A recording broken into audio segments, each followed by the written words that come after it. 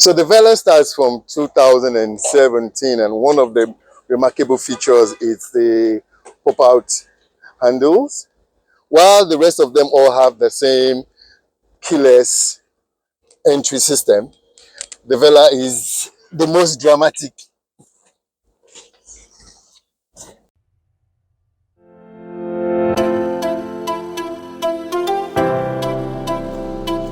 For the Velar, I actually feel like I'm sitting in the car and not on the car because of the driving position. For the Range Rover Sport and the big body, you have that upright captain aircraft-like driving position that I really love. Some other people might like this though because you feel cocooned in this, and I'm 6'1", so other drivers might prefer the Velar, the sitting position of the Velar to the Range Rover. They pretty much look the same and feel the same. I have more reviews on the Velar on our YouTube and Instagram page. You can see that.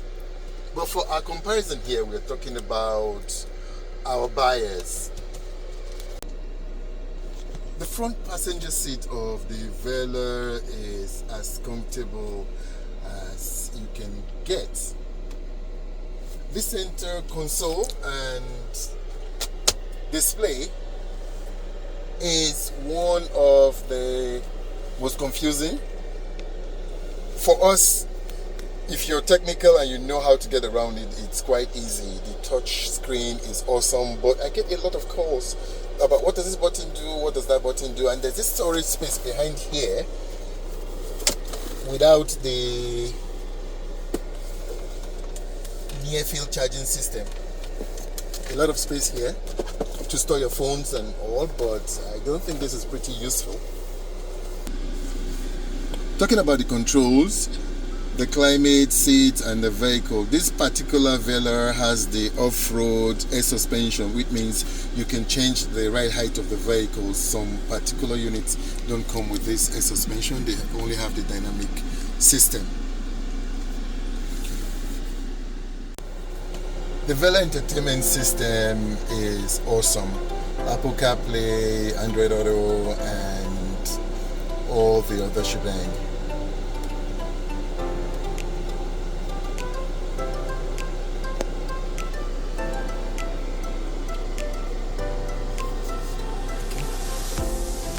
You also have a mind of all the controls here.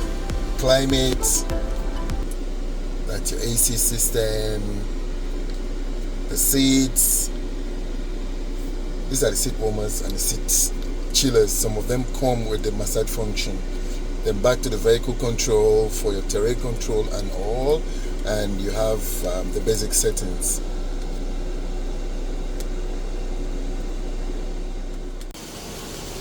The rear seat of the Velar is for someone my height driving and someone my height sitting behind. Is not the best of places to be.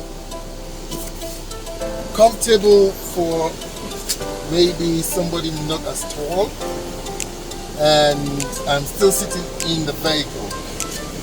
A lot of outlets, power outlets, enough for your power hungry gadgets, and the AC has a vent back here and cup holders for the kids, for those school moms.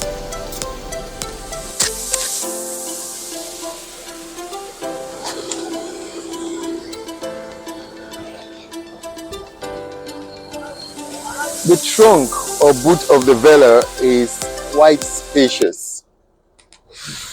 They have the isofix for the seats, the baby seats. You have the anchors here, and of course the power outlets. This is just a position for fuses, compartment for fuses, and there's nothing here other than the extra wheel.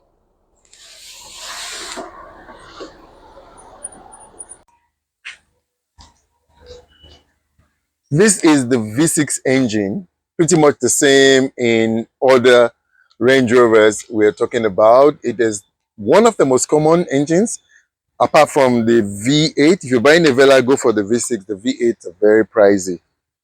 And it's as powerful as you may need. So for the Velar, this is the best engine to go with. The V8, the newer Velars comes with the L6, the turbocharged, the supercharged engine, but we still prefer this engine in the Velar. So let's take these cars for a road test. We'll go through bumps.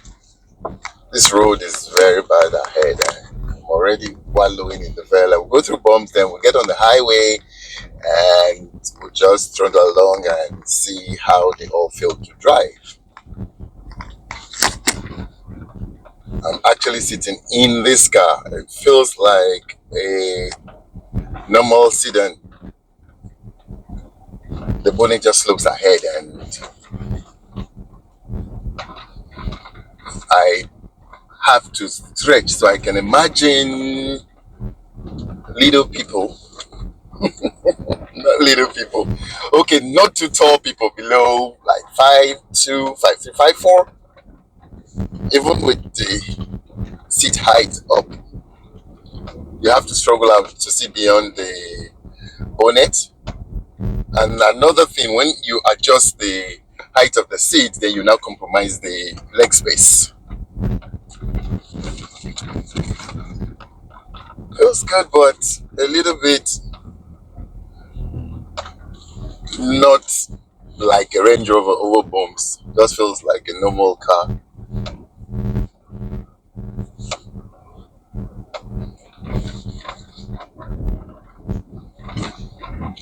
But when I say not like a Range Rover, it feels this car drives better than any Japanese car or mid-sized SUV I've driven, but not like a Range Rover. There's a different feel as well. That Range Rover drive. The car feels very nippy.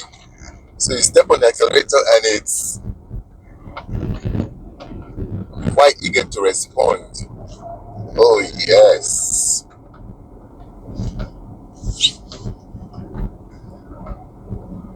So I can already feel that it's lighter than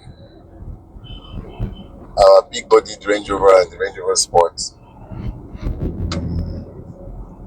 The road noise is not as good. Already I can feel that, having driven so many Range Rovers. But we'll drive the Sport next and the big body next to actually attest to these my claims.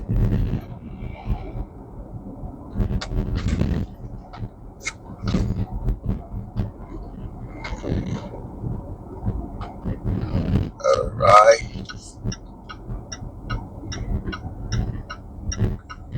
What still surprises me is the fact that we had a lot of our older adults, like almost 40% of them, opting for the Range Rover Velar as an extra car. And then the young adults,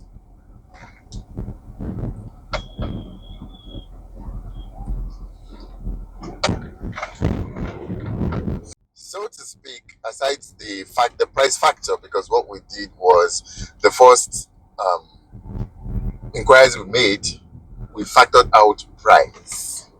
So freely speaking, we have more groups preferring the Range Rover Sport and the big body Range Rover over the Velar. But when we factored in the price, we now had more groups for the Velar. Velar road test, very nippy, a lot of body roll, not too much leg room and space. But hey, that's the segment it's supposed to fit in.